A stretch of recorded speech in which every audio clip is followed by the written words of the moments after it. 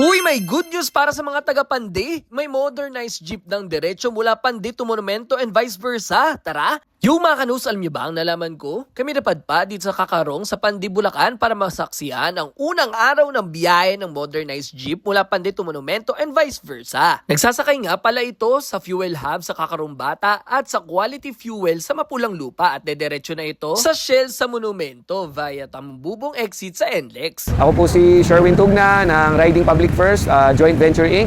Mula po ako dun sa kumpanya na nagdala ng Bulacan P2P na kasalukuyang bumabiyahe po sa mga bayan ng Plaridel, Pandi, Giginto at Balantas papunta po sa Trinoma, Quezon City.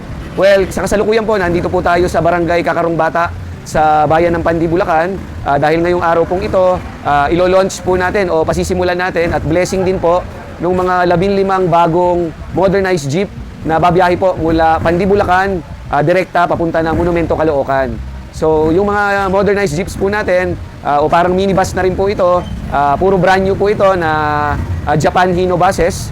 At ito po ay 6-wheeler, mananakay natin dito sa Pandi and also sa mga taga Metro Manila po, NCR, sa area po ng Caloocan at Maynila. Mayroon na po silang direktang magiging biyahe papunta po dito sa Pandi.